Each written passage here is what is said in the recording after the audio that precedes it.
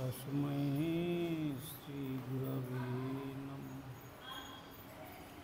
वाञ्छाकल्पतरुभ्यश्च कृपासिन्धुभ्य एव च पतितानां पावनेभ्यो वैष्णवेभ्यो नमो नमः।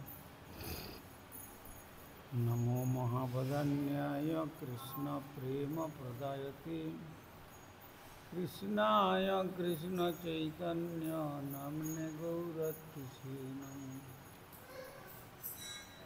अङ्गस्य मलिमच्छटाभिरभितमन्धीकृतिन्दीवरं जड्डञ्जागुडरचिसं विदधतं पट्टम्बरस्य श्रियं निन्दारण्यविलासिनं हृदिलसद्धमाभिदामोदरम् श्रीराधास्कन्दनिवेशितज्जलभुजं हेम श्रीराधादामोदरम्। ॐ नमो भगवते वासुदेवाय। श्रुतिछन्दोभक्तपदिति परमो ब्रह्मपूरकं श्रुतिर्वैकुण्ठं वदति किल यदि विष्णुसदनम्। शीतद्दीपञ्चन्यविरलरसिकोऽयं व्रजवनं नवद्वीपं वन्दे परमसुखदं तं चिदुरितं। श्रीमायापुरं वन्दे परमसुखदं तं चिदुरितं।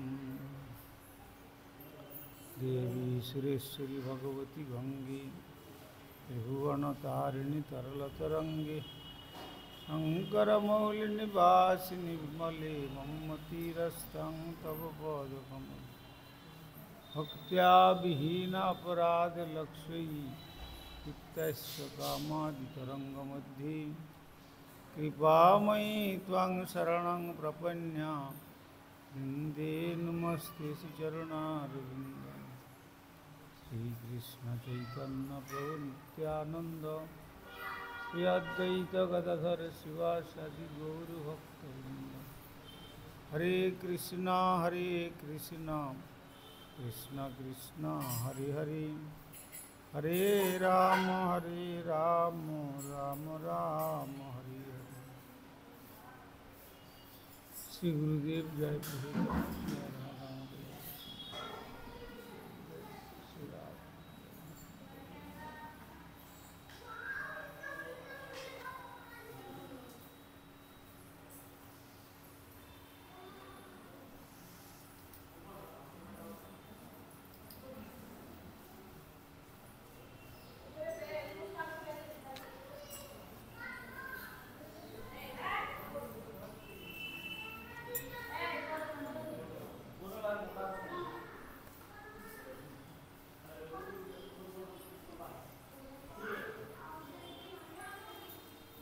आज के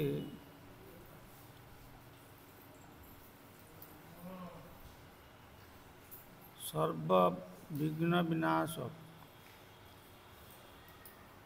भक्ति विघ्न विनाशन भगवान श्री नृसिंहदेवेर आविर्भाव तिथि।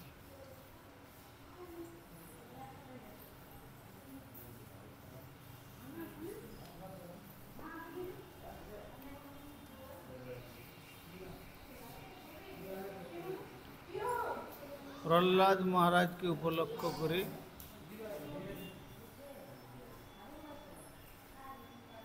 श्री भगवान नृसिंहदेव आविर्भूत হয়েছেন।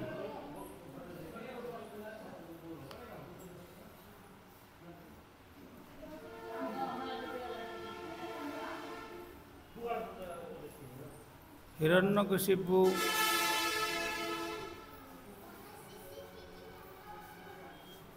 से निजे के भगवान बोले जगतेर काछे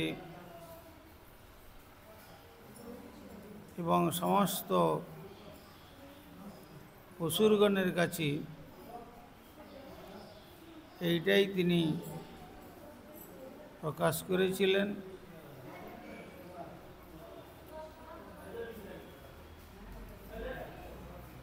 আর তার এই প্রকার যে আস্ফালন,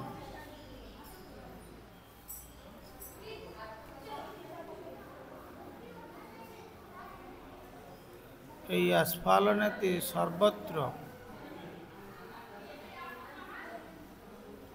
দেবতারাও পর্যন্ত ভীত সন্ত্রস্ত ছিলেন।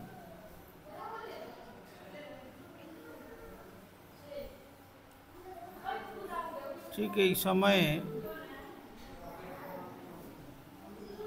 দেবর্ষি নারদ এসে হিরণ্যকশিপুকে বললেন,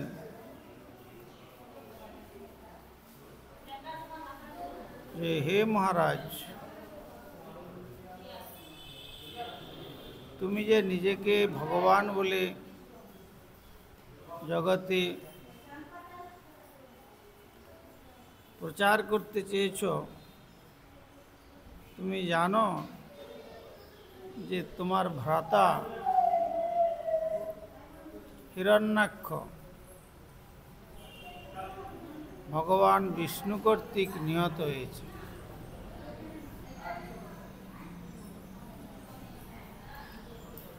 এই কথা শ্রবণ করার সঙ্গে সঙ্গে হিরণ্যকশিপু বিষ্ণুকে বধ করবার জন্য ক্রোধান্বিত হয়ে কমণ্ডল থেকে জল নিয়ে সংকল্প করে ধরাবক্ষে নিক্ষেপ করলেন এবং বললেন যে যে ভগবান বিষ্ণু আমার ভ্রাতা হিরণ্যাক্ষকে বধ করেছে, আমি প্রতিজ্ঞা করলাম যে ভগবান বিষ্ণুকে নিধন করে তার রুধির দিয়ে আমার ভ্রাতার অন্ত্যেষ্টি কার্য সম্পন্ন করব। এই কথা বলে যখন ভূমিতে জল নিক্ষেপ করলেন, তখন ত্রিভুবন কম্পিত হয়ে গিয়েছিল। দেবতারা সকলে ভীত সন্ত্রস্ত হয়েছিলেন। তারা চিন্তা করলেন যে এই বিরাট অসুর, তার যে আসুরিক শক্তি, প্রবল পরাক্রমী আসুরিক শক্তি,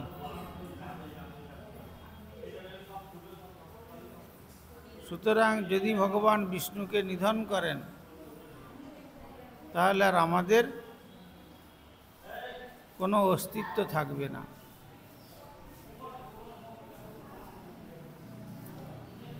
কিন্তু সংকল্প তো ক্রোধের বশীভূত হয়ে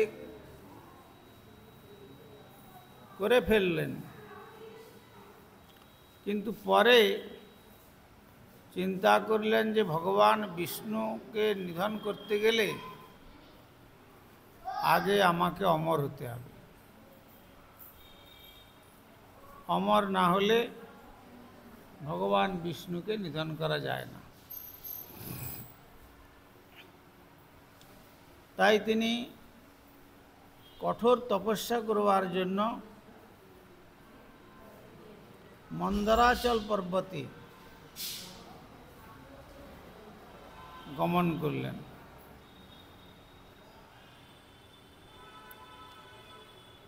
অনেক ঘটনা ঘটেছিল, কিন্তু মন্দরাচল পর্বতে যখন গমন করেছিলেন তখন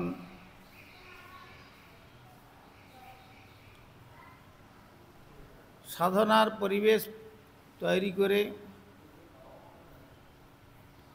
তিনি গ্রীষ্মের দিনে চতুর্দিকে অগ্নি প্রজ্বলিত করে ঊর্ধ্বপদে হেঁটমুণ্ডে তিনি তপস্যার জন্য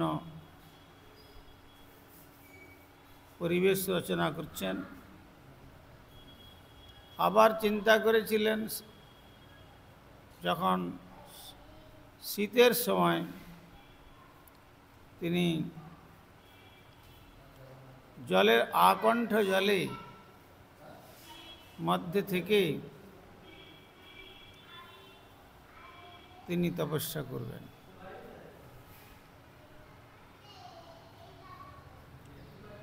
তপস্যাতে অনেক বিঘ্ন ঘটেছিল। এদিকে তার তপস্যার অবস্থা দেখে দেবতারা ভীত হয়ে দেবগুরু বৃহস্পতির নিকট গিয়ে বললেন, গুরুদেব, আমাদের ভয়ানক বিপদ এসে উপস্থিত হয়েছে। কেননা হিরণ্যকশিপু ভগবান বিষ্ণুকে নিধন করে তার রুধির দিয়ে ভ্রাতার অন্ত্যেষ্টি কার্য সম্পন্ন করবে, এই সংকল্প করে মন্দরাচল পর্বতে যাত্রা করেছে।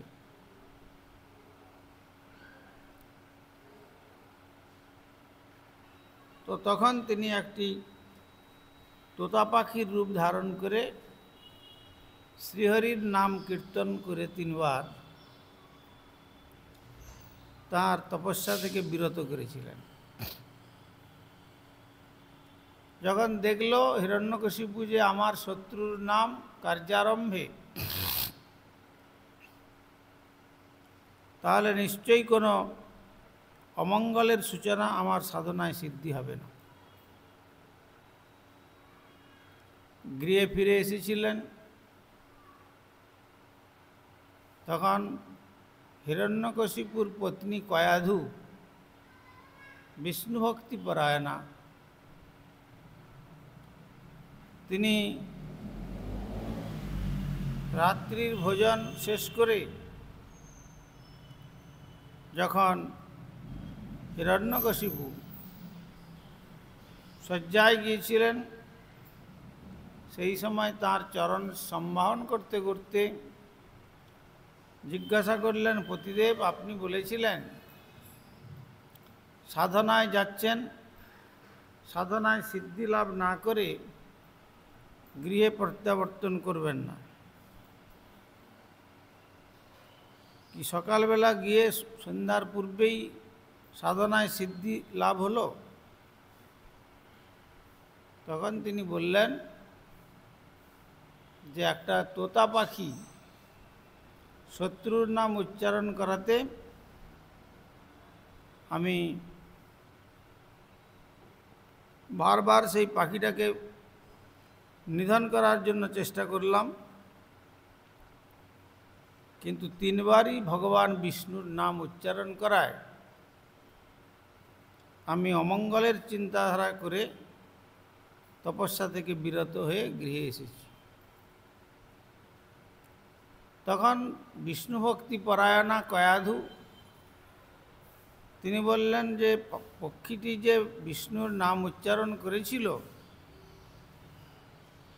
সে কি কর্কশ্বরে, যা আপনি আপনার অমঙ্গলের সূচনা বলে মনে করলেন? তখন বললেন, না, অতি মধুর স্বরে শ্রী নারায়ণের নাম উচ্চারণ করেছিল। কীরকমভাবে নারায়ণের নাম উচ্চারণ করলেন? তখন হিরণ্যকশিপু তাকে সেই নারায়ণের যে মধুর ধ্বনি, সেই দেবগুরু বৃহস্পতির, সেটি তিনি সুন্দর করে কীর্তন করে শোনালেন। আর নারায়ণ নাম উচ্চারণ করাতে চাচ্ছেন কয়াধু, কেন যত বড় মহাপাপী হন না কেন, ভগবানের নাম উচ্চারণ করলে সে পাপীর পাপ বিনষ্ট হয় আর অন্তে মঙ্গল হয়। তাই তিনি জিজ্ঞাসা করছেন বারবার ধরে যে সেই পাখিটা কেমনভাবে নারায়ণের নাম কীর্তন করল। তখন হিরণ্যকশিপু বারবার সেই শ্রী নারায়ণের নাম উচ্চারণ করছেন। আর ইত্যবসরে গর্ভে এলেন প্রহ্লাদ। পরদিবস আবার তিনি প্রতিজ্ঞা পূর্ণ করার জন্য মন্দরাচলে যাত্রা করলেন। দীর্ঘ সাধনার পর ব্রহ্মা এসে উপস্থিত হলেন। ব্রহ্মা বললেন, বরং ব্রূহি, বলো তুমি কি বর নেবে? তুমি যে বর চাইছো আমি সেই বরই তোমাকে প্রদান করব। তখন বললেন, আমাকে অমর বর প্রদান করুন। তখন ব্রহ্মা বললেন, আমি নিজেই অমর নই, আর তোমাকে আমি কি করে অমর বর প্রদান করব? অমর বর ছাড়া তুমি আর যা চাও সেইটাই তুমি প্রার্থনা করো, আমি তা দেব। তখন তিনি বুদ্ধির সহিত বর গ্রহণ করলেন। বললেন যে আমার যেন মৃত্যু কোনো মানুষের দ্বারা না হয়, কোনো দেবতার দ্বারা না হয়, ভগবানের কোনো সৃষ্ট জীবের দ্বারা না হয়, পশুর দ্বারা না হয়, দিবাভাগে না হয়, কোনো অস্ত্রের দ্বারা না হয়, কোনো রকমের জগতে যত জীব আছে তার দ্বারা যেন আমার মৃত্যু না হয়, এমন একটি বর আপনি আমাকে প্রদান করুন। বা সপ্তাহের মধ্যে, পক্ষকালের মধ্যে, মাসের মধ্যে, 12 মাসের মধ্যে, বৎসরের মধ্যে যেন আমার মৃত্যু না হয়। তখন ব্রহ্মাজি চিন্তা করে বললেন, ঠিক তথাস্তু, তাই হোক, তাই হবে, তুমি যা বর চাইছো তাই আমি প্রদান করলাম। কিন্তু অজ্ঞ হিরণ্যকশিপু সে বুঝে উঠতে পারল না যে ভগবান বিষ্ণুর মায়া দুরধিগম্য, তিনি মায়াধীশ। হিরণ্যকশিপু মনে করল, আমি প্রকারান্তরে অমর বর আমি চেয়ে নিলাম, সুতরাং এরপরে গিয়ে বিষ্ণুর সঙ্গে আমার সংঘাত হবে। আস্ফালন করতে করতে তিনি গৃহে ফিরে এলেন। গৃহে ফিরে আসার পর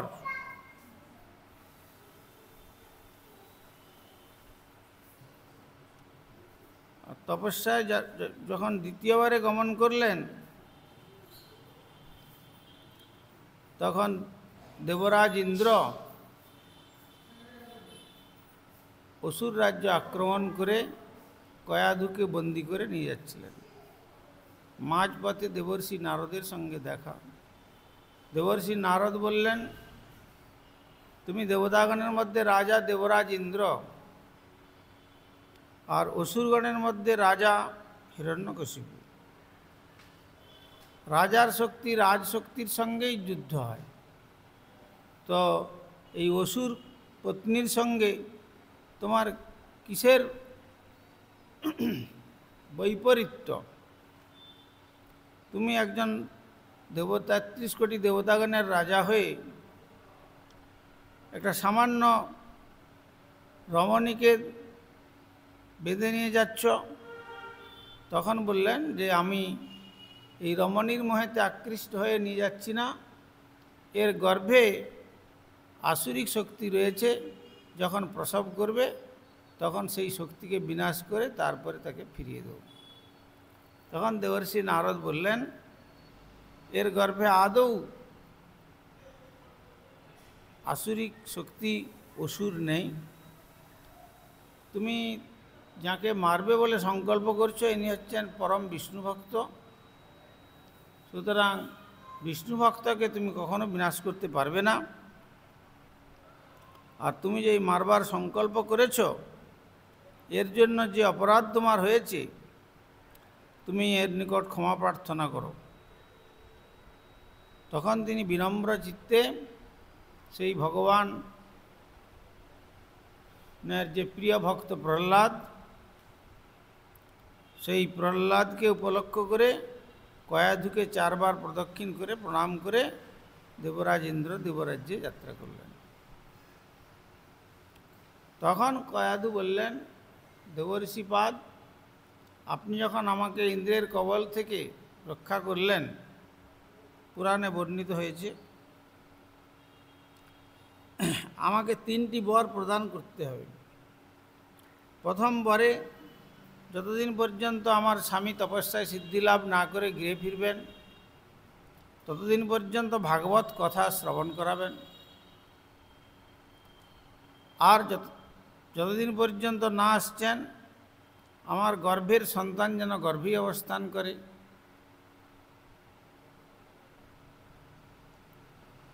আর তৃতীয়বার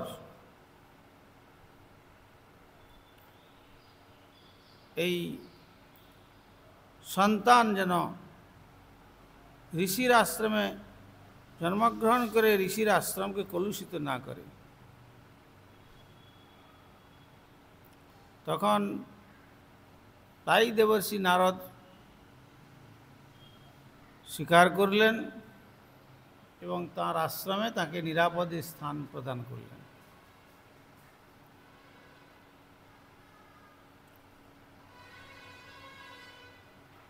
তো তাই প্রহ্লাদ মহারাজ তিনি মাতৃগর্ভে বসে বসে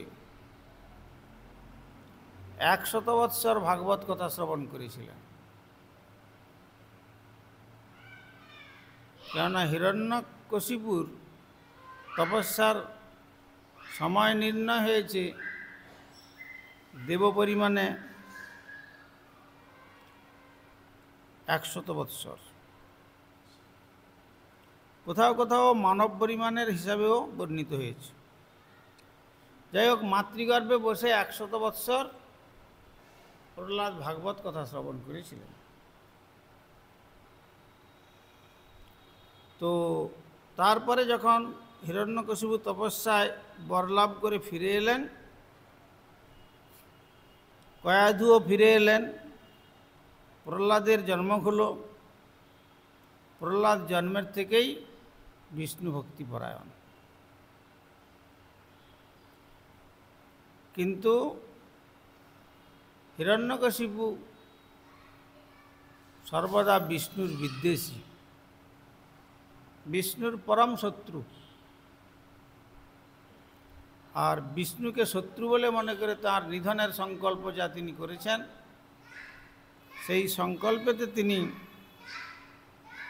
দৃঢ়তার সঙ্গে চিন্তাধারা রেখেছেন যে আমার ভ্রাতৃহন্তা ভগবান বিষ্ণুকে আমি নিধন করব।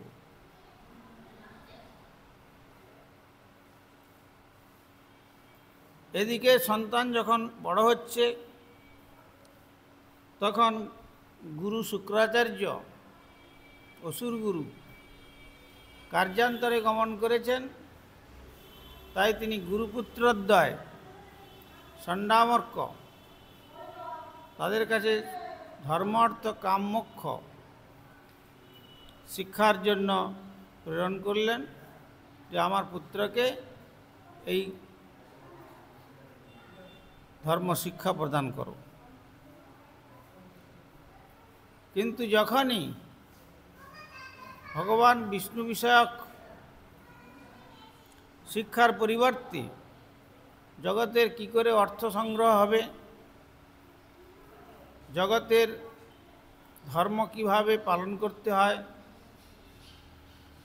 আর কামনা চরিতার্থ কি করে করা যায়, আর মোক্ষ লাভ কী করে হয়, ভগবানের সঙ্গে মিশে যায় কিভাবে সাধক, এই শিক্ষা যখন প্রদান করলেন তখন প্রহ্লাদ মহারাজ বলছেন, ন সাধু মনসা মেনে, তোমাদের এই শিক্ষাটাকে আমি সাধু শিক্ষা বলে ঠিক মনে করতে পারছি না। তাই যখন গুরুপুত্রদ্বয় শিক্ষা দিয়ে যখন কার্যান্তরে চলে যান, তখন প্রহ্লাদ সমস্ত অসুর বালকদের নিয়ে হরিভক্তি বিষয়ক শিক্ষা প্রদান করেন। যে দেখো অসুর বালকগণ, আমাদের যদি প্রকৃত মঙ্গল লাভ করতে হয় তাহলে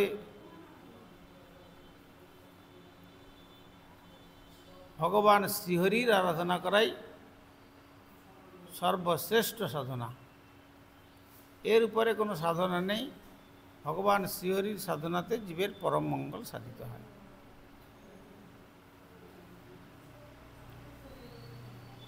তারপরে যখন গুরুপুত্রদের এসে জিজ্ঞাসা করছেন শিক্ষার বিষয়, তখন সমস্ত অসুর বালক সহ প্রহ্লাদ সকলে শ্রীহরি ভক্তির কথাই বর্ণনা করেন। তার ফলে অসুর পুত্রদ্বয় গুরুপুত্রদ্বয় দেখলেন যে আমাদের পক্ষে সম্ভব নয়, তখন তিনি তার পিতার কাছে তার পুত্রকে ফিরিয়ে দেওয়ার জন্য নিয়ে গেলেন। বললেন, আপনার পুত্রকে আমরা শিক্ষা দিতে পারছি না, আপনি আপনার পুত্রকে রাখুন।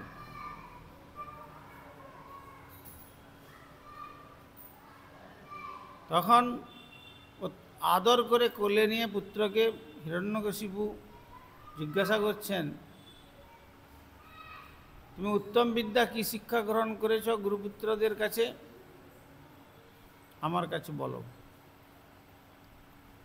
তখন তিনি বললেন, শ্রবণং কীর্তনং বিষ্ণু স্মরণং পাদসেবনম অর্চনং বন্দনং দাস্যং সূক্ষ্ম আত্মনিবেদনম ইতি পুংসার পিতা বিষ্ণু ভক্তিশ্চ নবলক্ষণা ক্রিয়েত ভগবত্তধ্যাতন্মন্যধিতম উত্তম। নবদা ভক্তি অঙ্গ যদি ভগবান শ্রীহরির উদ্দেশ্যে অর্পিত হয়, সেইটাই আমি উত্তম বিদ্যা বলে মনে করি। তখন তিনি আস্ফালনপূর্বক সেই শ্রীহরির কথা শ্রবণ করে ক্রোধান্বিত হয়ে বললেন, এই দুর্বৃত্ত কুলপাংশন বংশের কুলাঙ্গার, একে আরও সাধু শিক্ষা প্রদান করবার জন্য তোমরা নিয়ে যাও। আবার নিয়ে গেলেন, যা শিক্ষা দিচ্ছেন সমস্ত হরি বিষয়ক শিক্ষা এনে অসুর বালকদের প্রদান করছেন। আবার নিয়ে এলেন যে আমাদের পক্ষে সম্ভব হচ্ছে না, তখন আবার কোলে করে জিজ্ঞাসা করলেন আদরের সহিত, তুমি কোনটি সাধু শিক্ষা বলে মনে করো বলো। তখন বললেন, তৎসাধু মন্য অসুর বর্জ্যম সদা সমুদ্বিগ্ন ধিয়াম অসদ্গ্রহাৎ হিতাত্মপাতম গৃহমন্ধকূপং বনঙ্গত যদ্ধরিমাশ্রয়িত। তৎসাধু মন্যে, আমি সেইটি সাধু শিক্ষা বলে মনে করি। হে অসুরোত্তম, সদা সমুদ্বিগ্ন ধিয়াম অসদ্গ্রহাৎ, অসৎ বস্তুর প্রতি মনোনিবেশ থাকার দরুন সদা চঞ্চলমতি, হিতাত্মপাতম গৃহমন্ধকূপম, এই গৃহরূপ অন্ধকূপকে পরিত্যাগ করে হরির আশ্রয় গ্রহণ করাই মঙ্গলপ্রদ। সেটি সাধু শিক্ষা বলে আমি মনে করি। এই ঘুমাচ্ছ কেন বসে বসে?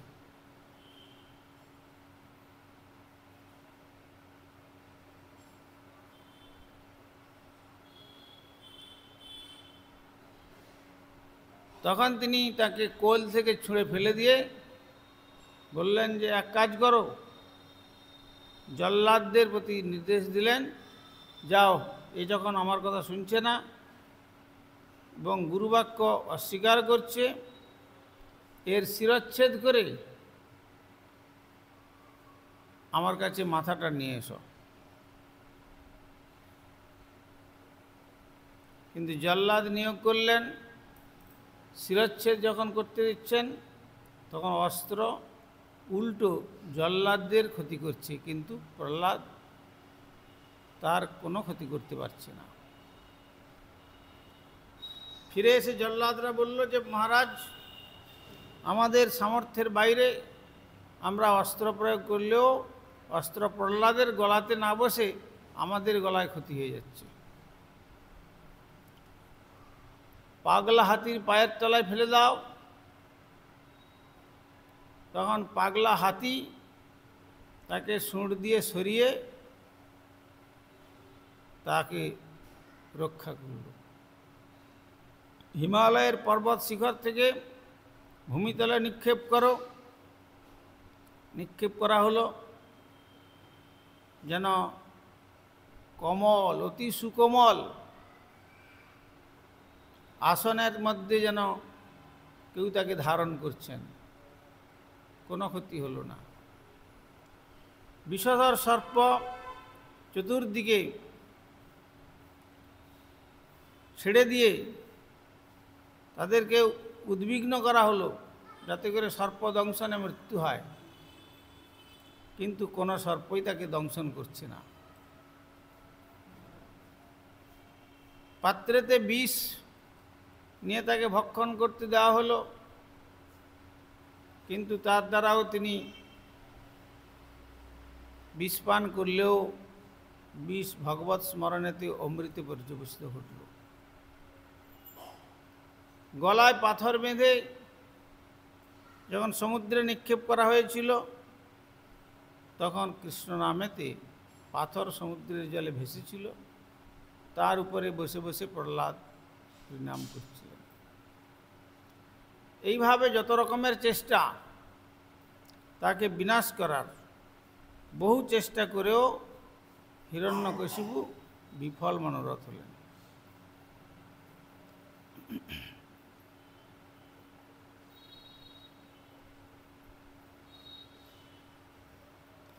তখন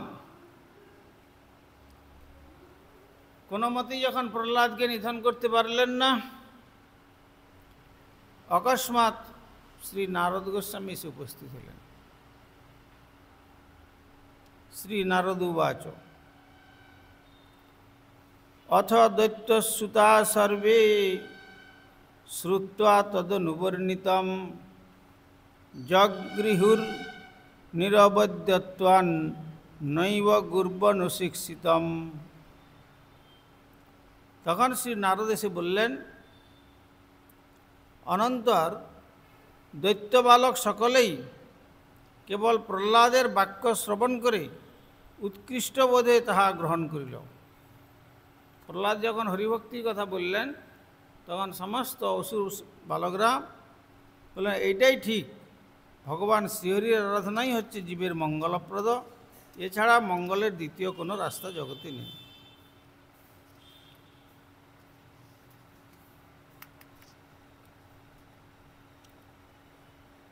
আর ষণ্ডামর্করূপী যে গুরুপুত্রদ্বয়ের যে উপদেশ, চতুর্বর্গ সাধনা, সেই উপদেশ কেউ গ্রহণ করল না।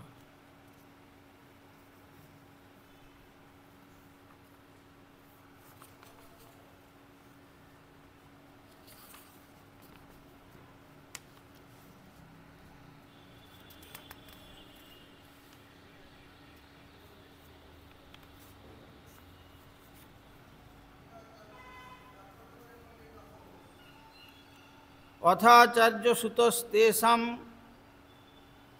বুদ্ধিমেকান্ত সংস্থিতম আলক্ষ্য ভীতস্তরিতু রাজ্ঞ আবেদ যথাম।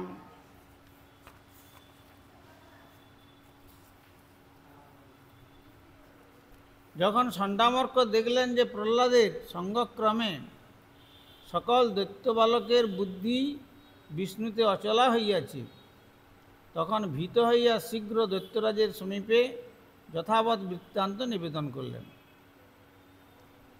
কোপাবেশ চলদ গাত্র পুত্রং হন্তুং মনোদধে ক্ষিপ্ত্বা পুরুষয়া বাচা প্রহ্লাদ মতদর্হণম আয়েক্ষ্যমাণ পাপেন তিরশ্চিনেন চক্ষুষাম প্রশ্রয়া বনতং দন্তম বদ্ধাঞ্জলিমবস্থিতম সর্পপদাহত ইব শশন প্রকৃতির দারুণহম। এই অপ্রিয় সংবাদ শ্রবণ করে কঠোর বাক্যে তিরস্কার করতে করতে দুঃসহ কোপে কম্পিত কলেবর হিরণ্যকশিপু পুত্র প্রহ্লাদকে হত্যা করিতে মনস্থির করিল।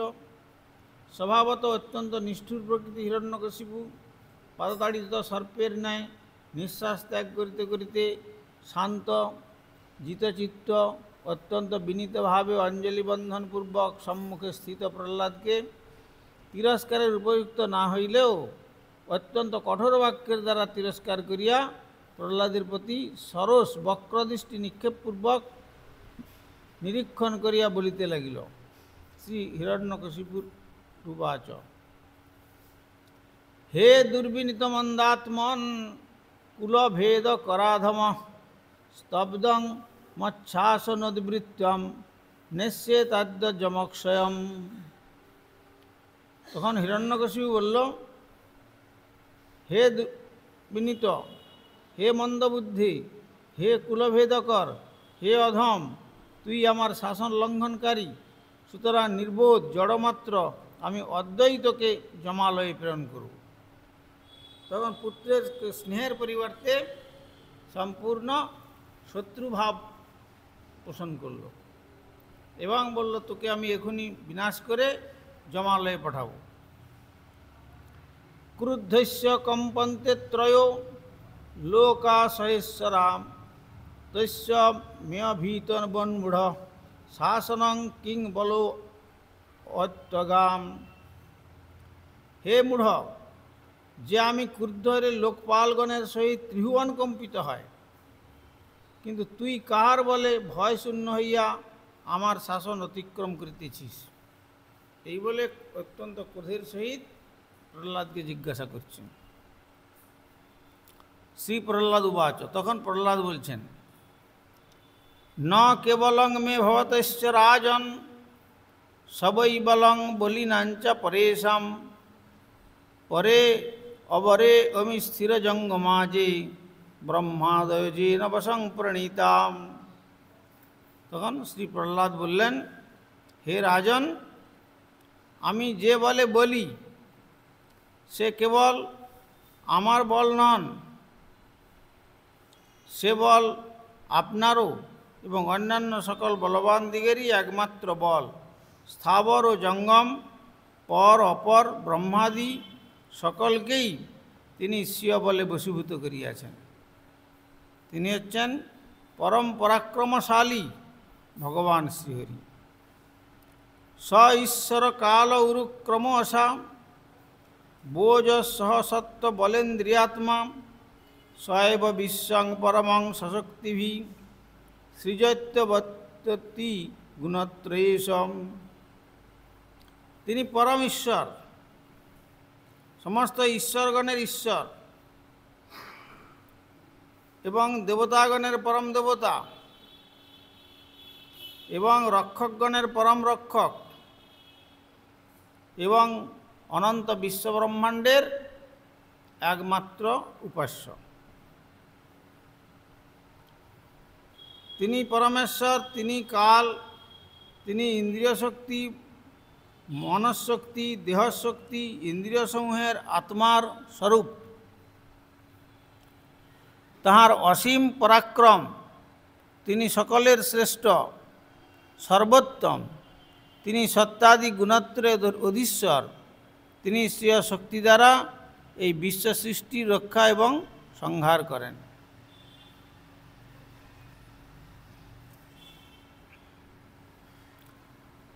যজ্ঞাসুরং ভাবমিমং তমাত্মনঃ সমং মনোধ্বংস ন সন্তি বিদ্বিষম ঋতে অজিতাদাত্মন উৎপতে স্থিতাৎ তদ্ধীজনন্তস্য মহৎ সমরণম।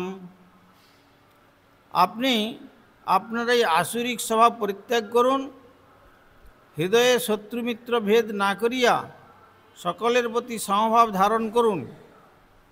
অবশীভূত বিপদগামী মন ব্যতীত নিজের অন্য কোনো শত্রু নাই। মন এব মনুষ্যানাং কারণং বন্ধমোক্ষয়ও। মনই হচ্ছে মানবের শত্রু, মন আবার মানবের মিত্র। সুতরাং আপনি বাহিরের শত্রুকে অন্বেষণ না করে নিজের মনকে সম্পূর্ণ দমন করবার চেষ্টা করুন। সর্বভূতে সমদর্শনই ভগবানের উৎকৃষ্ট উপাসনা। এই সমদর্শনের চিত্তবৃত্তি যতক্ষণ পর্যন্ত না আসে ততক্ষণ পর্যন্ত মানুষ নিজে শান্তি লাভ করে না, আর অপরকেও কার্যকলাপের দ্বারা শান্তি থেকে বঞ্চিত করে। দস্যুন পুরা যশন বিজিত্য লুম্পত মন্যন্ত একে সজিতা দিশোদশ জিতাৎ মনজ্ঞস্য সমস্য দেহিনাম সাধো সমূহ প্রভাবা কুতঃপরে।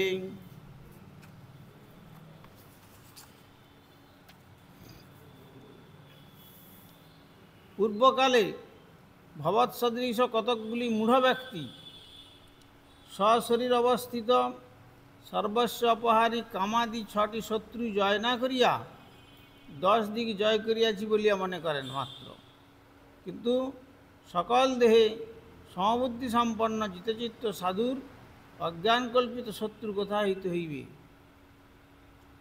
অতএব মহৎগণের কোনো শত্রু থাকে না।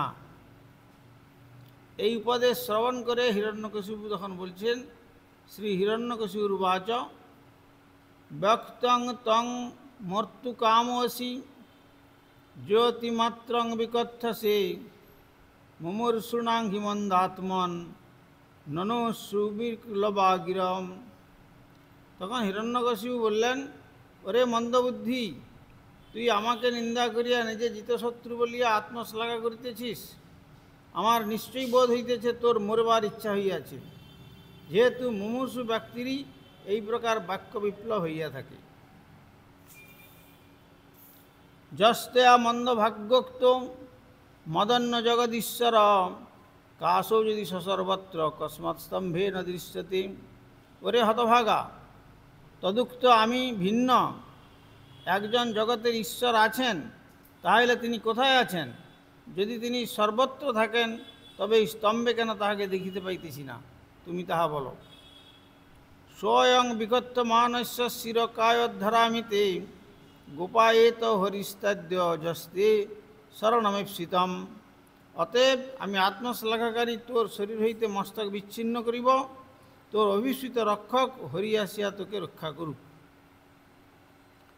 এবং দুরুক্তৈর্মুহুর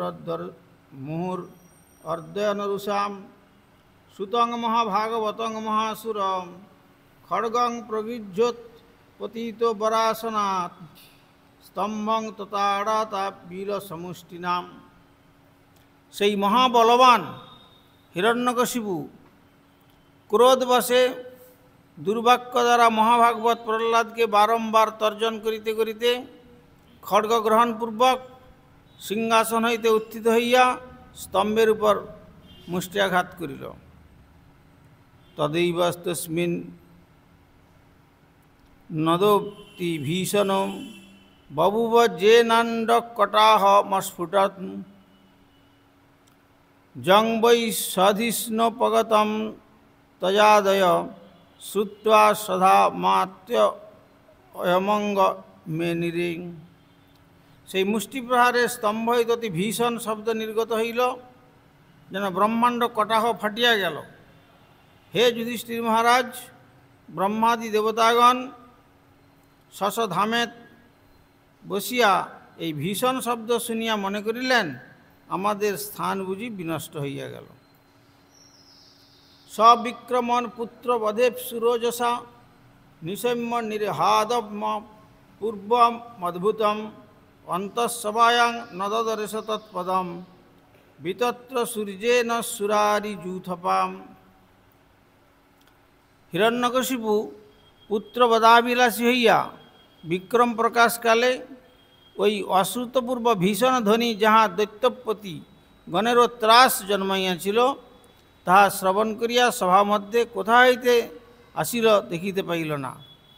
সত্যং বিধাতুম নিজভৃত্য ভাষিতম ব্যাপ্তিঞ্চ ভূতেশ খিলেষু চাত্মন অদৃশ্যতাদ্ভূতরূপমুদ্বহন স্তম্ভে সভায়াং ন মৃগং ন মানুষম।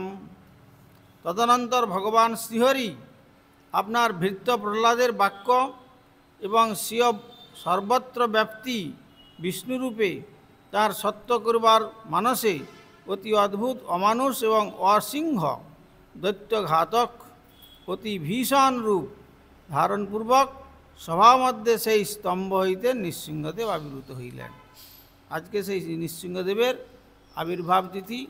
আর সুখদেব গোস্বামী চরণ পরীক্ষিত মহারাজ বলছেন, মহারাজ যিনি এই ভক্তিবিঘ্ন ভক্তবিঘ্ন এবং সর্ববিঘ্ন বিনাশনকারী ভগবান নৃসিংহদেবের দিব্য আবির্ভাবের কথা শ্রবণ করেন, শ্রবণপূর্বক অন্তরেতে নৃসিংহদেবকে স্মরণ করেন, তার সমস্ত ভক্তি বাধা বিঘ্ন বিনষ্ট হয় এবং অন্তে শ্রী ভগবানের দ্বারা সংরক্ষিত হয়ে ভগবত ধাম যাত্রা করেন।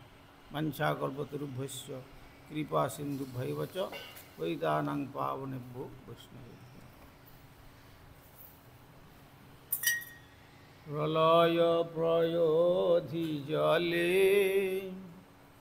ধৃতবানসি বেদম বিতবহিত্র চরিত্রমখে